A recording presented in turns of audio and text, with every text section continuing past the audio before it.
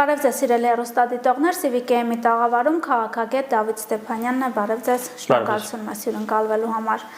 Պարոն Ստեփանյան, վերջին օրերին քաղաքական դաշտում ակտիվորեն քննարկվում է Կայա Կալասի հայտարարությունը, որ Հայաստանին կտրամադրվի օգնություն արտաքին սպառնալիքների հիբրիդային պատերազմի դեմ պայքարի համար սպասվող խորհրդարանական ընտրություններին ընդառաջ։ Կուզեի նախ գնահատեիք այս որոշումը, այդ սպառնալիքները նաև ինչքանով են խորը ձեր կարծիքով, եւ ինչու է սա այսչափ անհանգստացնում մեր ընդդիմությանը։ Իրականում սպառնալիքները այո խորն են, ինչու են խորը, որովհետև մենք պետք է ընդունենք բոլորս մեկ փաստ, որ Ռուսաստանը այս պահին Հայաստանի ներսում եւ Հայաստանի ամենակարևորը շուրջ Հայաստանի հետ կապված գործընթացների վրա ունի մեկ ազդելու տարբերակ։ Այդ տարբերակը կոչվում է իշխանափոխություն։ Այսինքն այս գործող իշխանության վրա այն լծակները, որոնք նա ունեցել է միջև 2022 թվական, այն է միջև Ջերմուկի վրա ադրբեջանական հարձակումը, ես հստակ կարող եմ նշել, ժամանակահատվածը այլևս այդ լծակները Ռուսաստանը չունի։ Հետևաբար միակ հնարավորությունը Մոսկվայի համար փոխել Հայաստանի արտաքին քաղաքական կուրսը դա իշխանափոխությունն է եւ Հայաստանում որպես իշխանություն ձևավորել Ռուսաստանի Մոսկվայի օգնությամբ, այդ Կիրիենկոյի օֆիսի օգնությամբ մի իշխանություն, որը նորից կվերադառնա հին բարի ժամանակներին եւ կսպասարկի բացառապես Ռուսաստանի օրակարգը, այլ ոչ թե Հայաստանի սուվերեն օրակարգը կամ ազգային օրակարգը։ Այս առումով հաշվի առնելով որքան մեծ խաղադրույք է դրված սեղանին այս ընտրություններին 26-ի խորհրդարանական ընտրություններին, ես կարծում եմ, որ ճնշումը բավականին մեծ է լինելու, Ռուսաստանը փորձելու է իր բոլոր եղած եւ չեղած գործիքակազմը օգտագործել, որպեսզի, այսպես ասեմ, փոքր արյունով, փոքր գնով իրականացնի Հայաստանում իշխանափոխություն եւ վերադառնա այդ հին ժամանակներին, ծառայեցնի Հայաստանին սեփական շահերի սպասարկմանը եւ օրակարգերի սպասարկմանը։ Այդ առումով միանշանակ Եվրամիության անհանգստությունը արդարացված է, մեր անհանգստությունն արդարացված է, ես կարծում եմ, որ պետք է ամեն ինչ անել, որպեսզի մոլդովական սցենարը, այն մոլդովական սցենարը, որը պատրաստում էր Կիրիենկոյի օֆիսը եւ պրոռուսական ուժերը, Հայաստանում չիրականանա։ Իսկ ինչու են մեր ընդդիմադիրները այսպես մտահոգվել, սա համարում են արտաքին ազդեցություն, արտաքին միջամտություն, ներողություն մեր ներքին գործերին, որ Հայաստանը իբրև թե փող է քերում հենց ընդդիմության դեմ պայքարի համար, իրենց ձևակերպումներն եմ ես անում, եւ ընդհանրապես հարցը հետեւյալն է, ինչու իրենք իրենց տեսան այս հայտարարության մեջ։ Դե որովհետեւ հայտարարությունը ուղղված է իրենց դեմ, սա ակնհայտ է։ Ում վրա է Կիրիենկոյի օֆիսը խաղադրույք կատարելու իրենց վրա չէ, իրենք են գնալու ընտրության, իրենք են ռուսական շահերը սպասարկել ժամանակին տասնյակ տարիներով եւ սպասարկում հիմա։ Պարզ չի, որ այդ ամեն ինչը ուղղված է իրենց դեմ։ Եթե մոլդովական սցենարը իրականանա Հայաստանում, արդեն ես մի կողմից ենք ասում, երկու հատ մոլդովական սցենար կա, այսինքն պրոռուսական ուժերը հաղթեն արևմտյան ժողովրդավար ուժերը, այդ դեպքում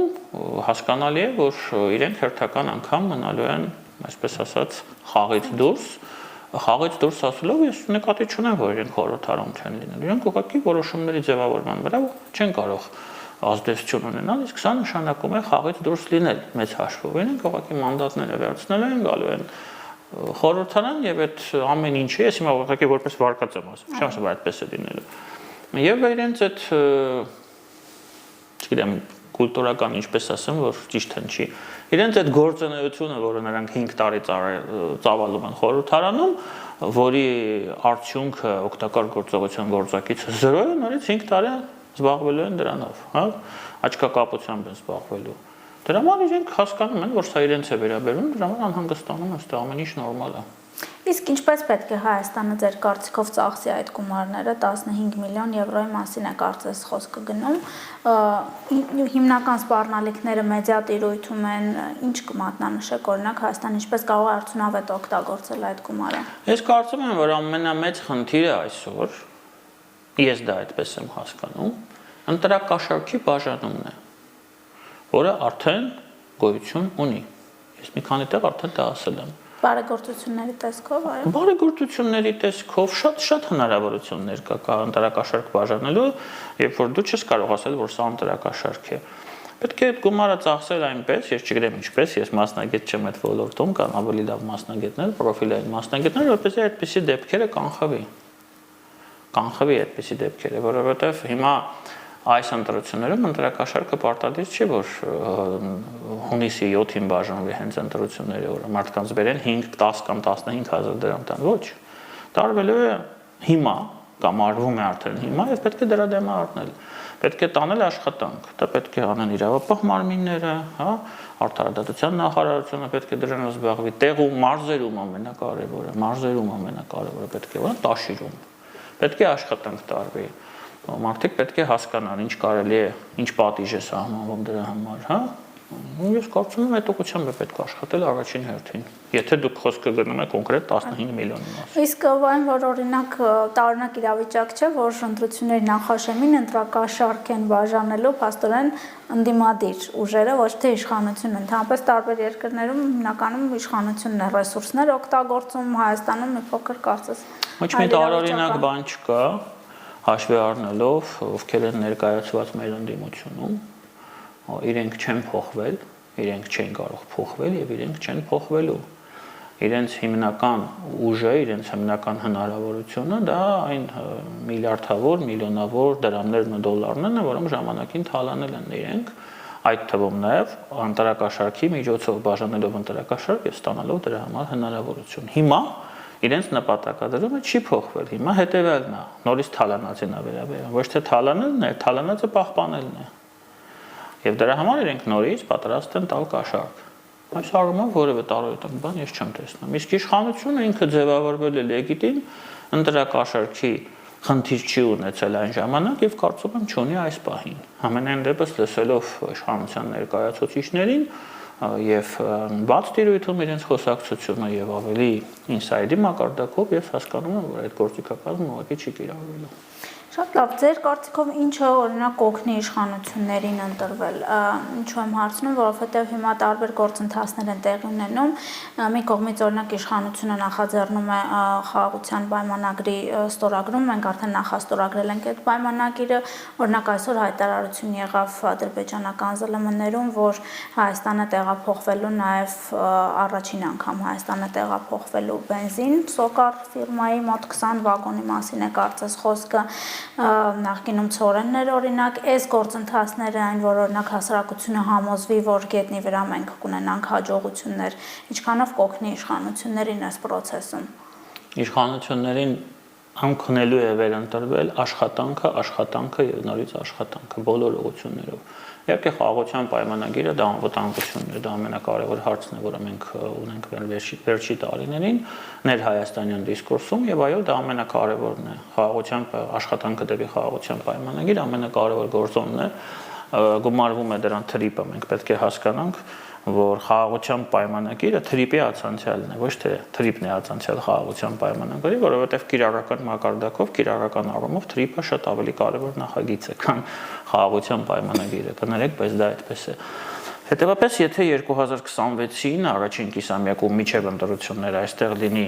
հաջողություն, այսինքն այդ գործընթացը առաջ գնա, դա իշխանության վերընտրվելու շանսերը շատ է բարձրացնում, բայց ոչ միայն դա։ Գիտեք, սա ես հիմա ասում եմ որպես փորձագետ, հա, դուք սա հասկանում եւ ընկալում եք որպես ԶԼՄ-ի ներկայացուցիչ, բայց կան մարդիկ, օրինակ, որոնք ապրում են Ամասիայի շրջանի X գյուղում, որոնց դա ընդհանրապես հետաքրքիր չի եւ դա նորմալ է։ Եվ իրենք մտածում են, թե ինչպես օրինակ աճեցնեն եւ վաճառեն իրենց կարտոֆիլը։ Այդտեղ է պետք աշխատել։ Մարզպետները, գյուղապետները, տարածքային կառավարման կառավարությունը պետք է անի այնպես, որ այդ մարդը զգա, որ ինքը միայնակ չէ։ Եղանակի հետ պայքարում, վնասատուների հետ պայքարում, վերավաճառողների հետ պայքարում, հա։ Այսինքն, դուք հարցնում եք ինչպես վերընտրվել, ես ասում եմ, այդ մարդը պետք է հասկանա, որ ինքը օժանդակություն ունի, պետության օժանդակություն, ոչ թե ընտրակաշարքի տեսքով, այդ պետությունը էլեմենտար իր գործառույթները կատարում է։ Օրինակ նույն գյուղացին, որը ապրում է այդ գյուղում, իրեն լքված չզգա, որ իր ճանապարհը, որը հիմա ձյունա գալը լինի մաքուր, հա, Այդ աշխատանքը ամենօրյա աշխատանք է եւ սա ոչ լավությունը, ոչ էլ ընտրակաշրջը, սա կառավարության եւ իշխանության պարտականությունն է։ Ինքը ուղղակի պետք է աշխատի եւ իր պարտականությունները կատարի բոլոր մակարդակներում։ Սա վերընտրվելու ես ոչ թե կասեմ շանսերն է աճեցնում, բայց գրավականն է։ Ես այսպես եմ տեսնում։ Իսկ Երևանում ձեր կարծիքով դուք գյուղերը նշեցիք, բայց իմ տպավորությամբ, չգիտեմ, գյուղերում իշխանության վարկանիշը միշտ ավելի բարձր է լինում, քան օրինակ մայրաքաղաքում, կգիսեք թե ոչ այդ գնահատականը, այստեղ ինչ է պետք, երբ այստեղ օրինակ հասարակությունը շատ ավելի մեդիագրագետ է օգտվելու առումով ու այդ լուրերը շատ են տարածվում, իշխանություններություն ընդդիմությունը հսկայական ռեսուրսներ ունի ու ամեն օր այդ ռեսուրսներով հասարակությանը կերակրել է ինչքանով վտանգավոր կարող է։ Շատ ճիշտ եք նկատել, այո, Երևանում շատ դեպքերում խնդիրներ ավելի շատ են, քան գյուղական համայնքներում, որտեղ գյուղական համայնքներում մենք ունենք օրինակ ասֆալտի ճանապարհներ, որոնք Երևանից 1000 անգամ լավն են։ Դա կա այդ բանը։ Եվ այստեղ այո, սա խնդիր է, սա հարց է, եւ նորից աշխատանք։ Օրինակ ես շատ ցածր եմ գնահատում գործող քաղաքային իշխանությունների, Երևանի իշխանությունների աշխատանքը։ Իհարկե այդ Եղևնու այդ լույսերի վարման տոնակատարությունը շատ գեղեցիկ էր, շատ ճաշակով էր, շատ լավն էր, անհրաժեշտ էր դա մեզ համար, բայց դրանով միայն իշխանությունը քաղաքային չպետք է բավարարվի։ Քաղաքում կան բազմաթիվ խնդիրներ, որոնք պետք է լուծվեն։ Այդ աշխատանքը այդ ուղղությամբ, նորից այդ աշխատանքը այդ ուղղությամբ, որոնց ինձ որպես Երևանում ապրող մարդ, որպես Երևանի քաղաքացի ինձ սա է պետք։ Երբ որ ես տեսնում եմ օրինակ, որ Մյասնիկյան պողոտան, ձեզ օրինակ եմ բերում, ամեն օր ես գնում գալիս եմ, չէ՞։ Աջ կողմի գիծը փակվել է, որովհետև ամբողջ ճանապարհի երկայնքով փոսեր են փորվել, որոնք այսպես փակվել են բոլոր կողմերից եւ ամիսներով դա այդպես մնացում չի աշխատում։ Ես հասկանում եմ, որ սա քաղաքային իշխանության բաստողումն է, որ այդ պատճառով ես պետք է ճանապարհը անցնեմ 20 րոպեում, ես անցնում եմ 40 րոպեում։ Իսկ այդ 40 րոպեվա ընթացքում ես ծախսում եմ վառելիք, ես կեղտոտում եմ օդը, չէ՞։ Ես ուշ եմ հասնում տուն, ես ծախսում եմ ժամանակ եւ ես խնդիրներ եմ հարուցում բոլորի համար։ Եվ դա իմ մեղավորությունը չի, դա քաղաքային իշխանության մեղավորությունն է, որը այդ փոսի խնդիրը պետք է լուծել շատ սև ժամկետում։ Սա որպես օրինակ եմ բերում, ոգե որտեվ սա ամեն օր ես դրա տարվանջում եմ։ Պետք է աշխատեն այս ուղղությամբ, սա, որ պետք է բոլորի բերանը փակեն։ Իսկ բոլորի բերանը փակել հնարավոր է մեկ ձևով։ Եթե դու քո աշխատանքը բարեխղճորեն կատարում ես, ուրիշ ոչ մի բան պետք չի։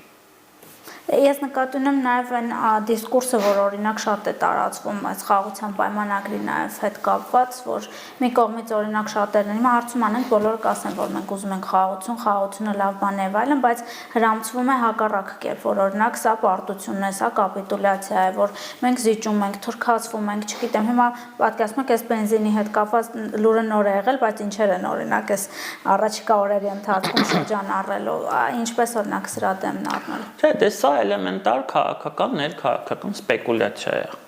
Մենք դա շատ լավ գիտակցում եւ հասկանում ենք։ Սա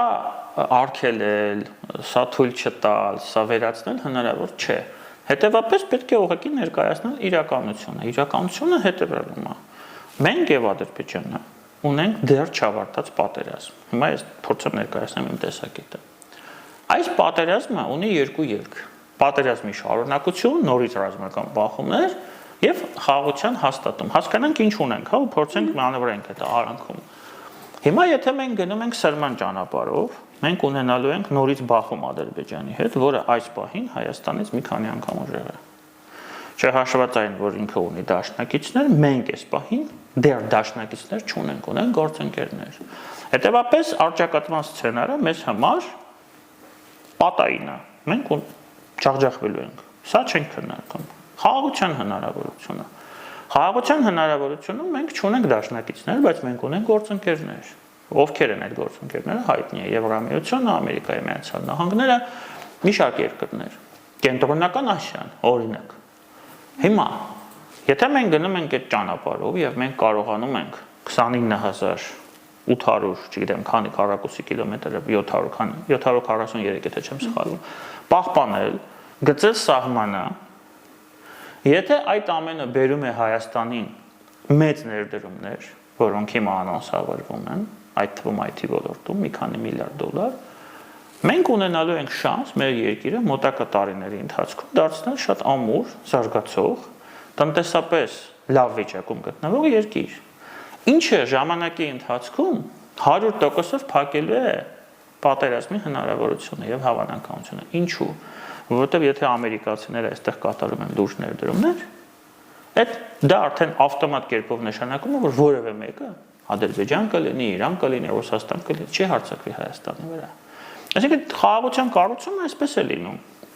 Հիմա եթե այդ ճանապարհին Ադրբեջանից ինչ-որ նավթամթերք են բերում, ստես որևէ բան ստեղ չեմ տեսնում, որովհետև Ադրբեջանը եւ Հայաստանը պետք է կապվեն տնտեսական կապանքներով, հենց այդպես։ Ադրբեջանին պետք է ձեռնտու չլինի հարձակվել Հայաստանի վրա։ Բոլորը դա պետք է գիտակցեն եւ որքանով մենք ունենանք այդ ընդհանուր շահերը, այնքանով պատերազմի հավանականությունը ցածր է լինելու։ Այլ ընդրանք չկա։ Նույնը Թուրքիայի հետ։ Տեսեք, հիմա ստացվում է մի պարադոքսալ իրավիճակ։ Ադրբեջանը ունի շատ ավելի լուրջ հակասություններ այս պահին Ռուսաստանի, Իրանի եւ նույնիսկ Վրաստանի հետ, քան Հայաստանի հետ։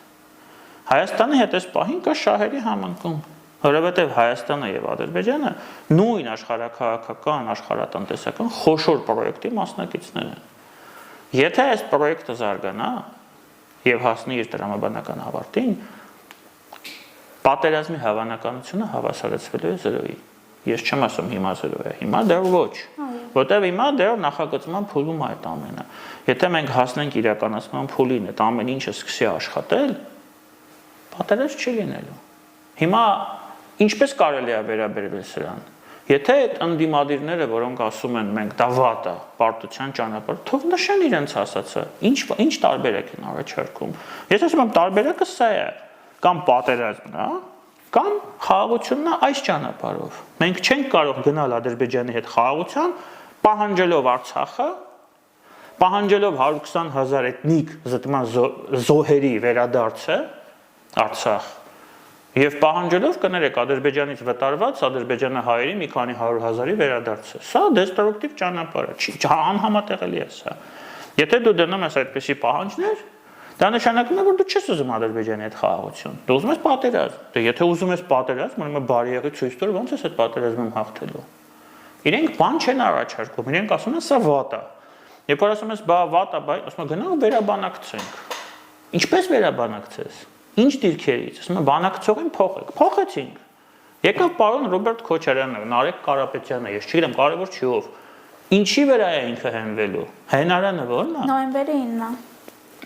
Նոյեմբերի 9-ը մեզ համար պարտության ամենակարճ ճանապարհն է։ Դրանից ենկում չկա։ Ամենակարճ, դրանից կարճ ճանապարհ չկա Հայաստանի ոչնչացման, որովհետև նոյեմբերի 9-ի 9-րդ կետն է մնացել։ Այո։ Մնացածը սա ոչնչացվել է, իրենք ոչնչացրել են Ղարաբաղը։ Այդ նոյեմբերի 9-ով Արցախը ոչնչացվել է։ Արցախի հայերը որպես գործոն Արցախում ոչնչացվել են։ Հիմա 9-րդ կետը դա Հայաստանի Հանրապետության տակ ոչնչացման դրված ական է։ Դա եթե իրականանում է Հայաստանի Հանրապետությունը ոչնչանում է որպես ինքնիշխան անկախ պետություն, որովհետև այդ միջանցքը, որը եղավ նոյեմբերի 9-ով, Ռուսաստանի կողմից վերցվելու է վերահսկողություն տակ, Ուկրաինայում իրենք նորից ինչ-որ պարտություն կկրեն, Թուրքիայի օգնությունն է պետք լինելու, կտան դա թուրքերին, կվաճառեն թուրքերին եւ ադրբեջանցիներին, հետո Սյունիքի մարզը կտան թուրքերին, կվաճառեն թուրքերին, մնացածը կպահեն իրենց, եւ հետո Աստված գիտի թե ինչ է լինելու Ուկրաինայում։ Եթե նորից պարտվեն, դա էլ կարող են վաճառել։ Ես ինչ եմ այդքան վստահ, որտեղ Արցախում մենք դա տեսել ենք։ Փուլ առ փուլ։ Սկզբից 44-օրյա պատերազմ Արցախի մասնատում, հետո փարոխիզացիա, կտոր, Լաչինի միջանցքը փակվեց եւ վերջում հայաթափում։ Հիմա այս նույնը, այդ մոդելը, որը կիրառվել է Արցախում, իրենք ուզում են կիրառեն այստեղ։ Վերջ, այդքան բան։ Հիմա եթե այս պարոնենք սա են առաջարկում, ես չեմ ուզում սա։ Ինձ պետք չի։ Ես ավելի լավ ադրբեջանցիների հետ գնամ դեպի խաղաղություն, ստե գոնե հույս կա։ Կան ընդհանուր շահեր, կա Ամերիկայի Միացյալ Նահանգներ, կա ամերիկյան դրոշ եւ հույս կա, որ մենք ունենանք խաղաղություն։ Ես ասում եմ, սա հեշտ ճանապարհ չի։ Ստեղ էլ կան վտանգեր, ստեղ էլ կան ռիսկեր, բայց կան հնարավորություն։ Ընդ է հնարավորություն չկա։ Վերջ, այսքան բան։ Այս օրինակ արշավի շրջանակներում ինչքանով եկեղեցին կփորձվի օգտագործվել, որովհետև հիմա էլ եկեղեցու շուրջ շատ ակտիվ զարգացումներ են տեղի ունենում, օրինակ այսօր էլ հենց վարչապետը հայտարարում է, որ կաթողիկոսի եղբայրը եղել է KGB-ի գործակալ,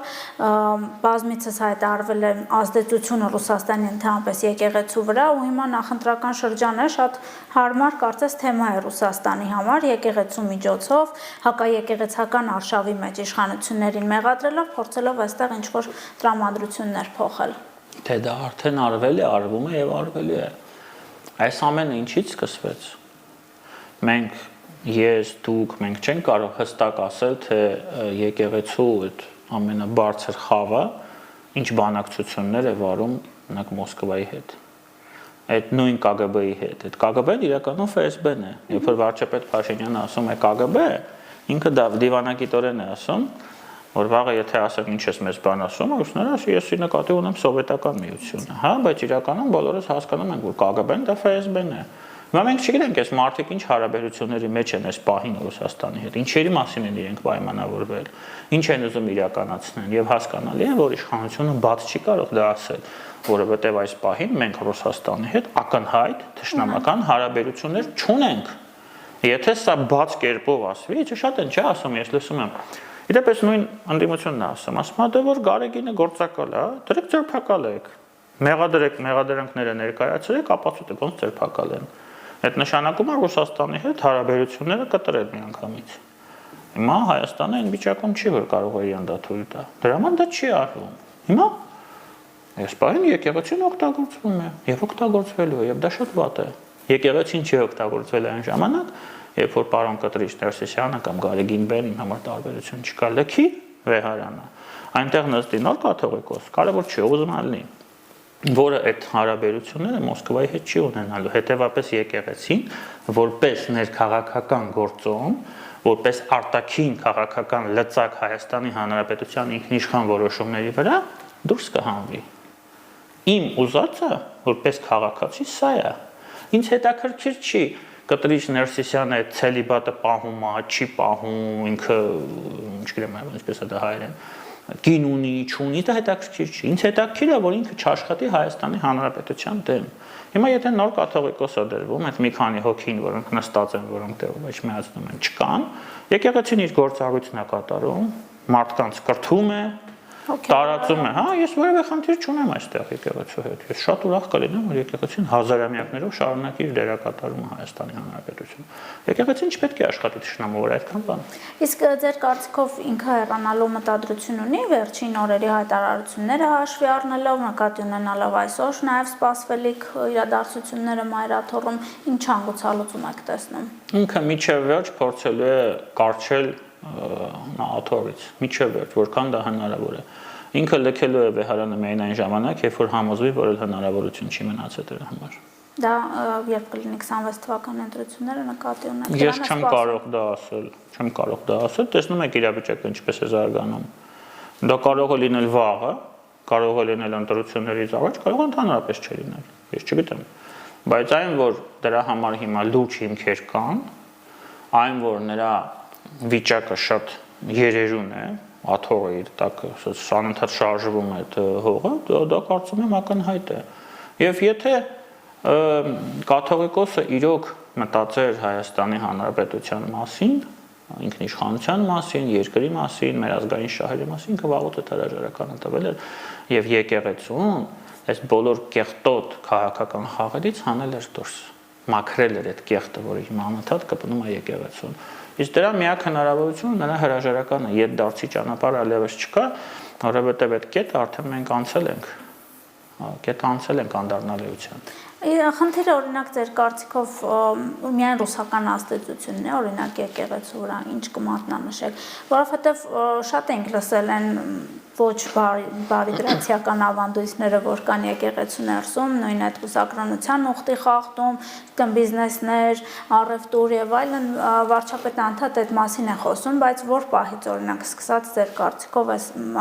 Կտրիչ Ներսիսյանից եկեղեցին սկսեցին գործել պետության դեմ։ Այն ժամանակ, երբ որ եկեղեցին սերտաճեց իշխանության հետ։ Դա եղել է 2000-ականներին, երբ որ Ռոբերտ Քոչարյանը եկավ իշխանության։ Ինքը եկեղեցուն տվեց առանձին կարգավիճակ, որը նշված էր սահմանադրությունում, եկեղեցին սկսեց սպասարկել քաղաքական շահերը, գործող իշխանության շահերը, եւ այդտեղից սկսվեցին խնդիրները։ Այդ պահից սկսած խնդիրները ստեղծվեցին։ Եկեղեցին չպետք է խառնվի քաղաքական խաղերի մեջ, ընդհանրապես ոչ մեկի կողմից։ Ոչ Քոչարյանի, ոչ Փաշինյանի, ոչ մեկի, չեմ ասում դրսի ակտորների։ Դուք ասում եք արտաքին, այո, ինձ համար ամենամեծ խնդիրը սա է, որ Ռուսաստանի շահերն է սպասում, բայց կան նաեւ այլ խնդիրներ։ Տեսեք, Գարեգին Բ-ի օրոք եկեղեցին մոռացել է իր հիմնական գործառույթը՝ կրթել մարդկանց, սփոփել մարդկանց, մխիթարել մարդկանց օգնության ձեռք մեկնել։ Ունենք արցախցիները 120 հոգի գաղթի ճանապարհի դրվեցին ռուսների օգնությամբ Ադրբեջանից, Լեռնային Ղարաբաղից։ Եկեղեցին ինչ արեց իրենց համար։ Ինչ արեց իրենց համար։ Ես չգիտեմ ինչ արեց, ես չեմ տեսել ոչ մի բան։ Դեպքում երբ որ ինքը անձամբ պետք է գնար եւ դիմավորեր իրենց։ Ասել որ դուք եկել եք հայրենիք, դուք եկել եք ձեր տունն է սա, մենք կանենք սա, ինչ կարող ենք, ոչ թե ես լսել եմ որ եկեղեցում կան ինչ-որ միլիոնավոր դոլարներ, որոնք եկել են 44 օրյա ժամանակ եկեղեցու հաշիվներից, եւ բարձ չի հասկանալի չէ այդ գումարները որտեղ են։ Նրանք ինչու այդ գումարները չեն գողվում արցախցիներին։ Ինչի չեն ուղղվում իրենց խնդիրների լուծման համար։ Արդյոք դա իրենց պարտականությունը չէ։ Արդյոք դա եկեղեցու եւ անձամբ Գարեգին Բ-ի որպես հոգեվոր հոր, հավատացյալների պարտքը չէ։ Ես դա չեմ տեսնում։ Ես նորից եմ ասում, միգուցե ինչ-որ մի բան արվում է, ես չեմ տեսել։ Եթե լիներ, ես կարծում եմ մենք այդ մասին կլսեինք։ Առաջին հերթին այն պարզ պատճառով, որ հիմա կա իշխանության եւ եկեղեցու մեջ գործող հակադրությունը եւ իրենք պետք է ամեն ինչ որ անում են դնել մարդկանց դեմ, որ մարդիկ հասկանան, որ եկեղեցին դերակատարում ունի։ Եկեղեցին չի պաշտպանում հավատքը Հայաստանում։ Այսօր Նիկոլ Փաշինյանը, վարչապետը, ավելի շատ է, դա աբսուրդ է։ Պաշտպանում հավատքը Հայաստանում, քան Կատրիչ Ներսիսյանը կաթողիկոսը։ Այդ սեկտաները, որոնք բուծում են տասնյակներով Հայաստանում, այդ որտեղից են գալիս։ Այսինքն որ դատարկ տեղ կա, չէ, որ իրեն գալիս են։ Բայց ինչի Վրաստանում չեն գալիս։ Սուրբ տեղը դատարկ չի մնում, չէ։ Հիմա մեզ մոտ այդ սուրբ տեղը դատարկ է մնացել եկեղեցու անգործության պատճառով։ Այս ամենը շատ լուրջ խնդիրներ են։ Ես նույնիսկ եմ ասում, ինձ համար ամենակարևորը այն է, որ իրենք սպասարկում են Ռուսաստանի շահը, բայց այս խնդիրները դա չի նշանակում, որ իրենք կարևոր չեն։ Այն որ օրինակ խաղաղության գործընթաց է Հայաստանում տեղի ունենում, օրինակ հենց մայրաթոռը սրա հետ կապված դիրքորոշում չպետք է ունենար եկեղեցին։ Վաղուց։ Հաստատել։ Վաղուց պետք է ունենար։ Տեսեք, ես դա մասին գրել եմ 44 օրյա օրերին, երբ որ մենք ամեն օր ունենում ենք հարյուրավոր զոհեր, եկեղեցու զանգերը չէին հնչում։ 23 թվականի աշնանը, երբ որ մեր 100,000-ից ավել հայրենակիցները լքեցին իրենց բանալանը, եկեղեցու զանգերը չէին հնչում։ Չէ՞ գործընթաց եղավ Էջմիածնում, ինչ մեկ որ ժողովուրդը գնաց Էջմիածին կտրիչին հեռացնելու պահանջով, միանգամից սկսեցին զանգել։ Վարդանիկի ձերբակալության ժամանակ։ Գյումրու քաղաքապետի։ Այսինքն սա ինչի մասին է խոսում։ Այս մարդիկ համազգային օրակարգ չեն սպասարկում։ Այս մարդիկ սպասարկում են սեփական օրակարգ, սեփական աթոռին մնալու օրակարգ, սեփական գործակալների, սեփական գործընկերների գործակալական ցանցերը, օրինակ Գյումրիի քաղաքապետի, իրեն շահերը սպասարկելու, Ռուսաստանի շահերը սպասարկելու։ Դե ում է պետք կաթողիկոսը, որը ազգային օրակարգ չի սպասարկում։ Ում է դա պետք։ Ինձ պետք չէ այդպիսի կաթողիկոս։ Ես նորից եմ ասում, խնդիրը սա է։ Ինձ պետք չի կաթողիկոս, որը հրաման է տալի, որ բոլոր եկեղեցիների զանգերը զանգեն, երբ որ ինչ-որ քրեատին, ինչ-որ մի կերպար նստում է կամ ձերբակալվում է կամ չգիտեմ ինչ, դրա համար եկեղեցու զանգեն։ Սա աբսուրդ է։ Սա խոսում է շատ վատ է խոսում այս մարդու մասին։ Շատ նեգատիվ տպավորություն է ստեղծում այս մարդու մասին, ցանկացած մարդու, որը հավատք ունի, որը եկեղեցու նկատմամբ վերաբերվում է որպես ինստիտուտի շատ մեծ հարգանքով, եւ որը հույս ունի, որ այդ ինստիտուտը շարունակելու է գոյություն ունենալ, շարունակելու է աշխատել ի նպաստ Հայաստանի Հանրապետությանն, այլ ոչ թե Ռուսաստանի Դաշնությանը կամ Գյումրու քաղաքապետի։ Լավ, այս հարցը ամփոփելով ինչ ազդեցություն կունենա իշխանությունների վարկանիշի վրա ընտրություններին ընդառաջ կստացվի հեռացնել կաթողիկոսին կամ չի ստացվի։ Ես կարծում եմ, որ երկու դեպքում էլ իրականում, բայց սա չպետք է իշխանության կողմից ընդունվի որպես ինչ-որ հանգստության կոչ։ Երկու դեպքում էլ շահում է իշխանությունը, որովհետև եթե բան հեռացվում է, սա ուժի ցուցադրում է, սա ցույց է տալիս, որ իշխանությունը այնքան խելամիտ է, այնքան ուժեղ է եւ այնքան նպատակասլաց է, որ այս շատ լուրջ խնդիրը կարողացել է լուծել։ Հայաստանին ուղղված մարտահրավերներից մեկը կարողացել է չեզոքացնել եւ սա շատ լավ է անդրադառնալու։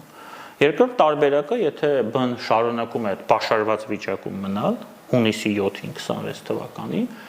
ասենց մազի վրա է երերուն վիճակը, բայց բռնվում է իշխանությունից, սա էլ է դրական, որովհետեւ ցույց է տալիս, որ տեսեք, թե ում հետ գործ ունեք։ Եվ ես կարծում եմ, որ այդ դեպքում վերջին հարվածները կհասցվեն, այդ ինչ որ տեղեկատվություն կհրապարակվի, տեղեկատվությունը իրականում շատ է։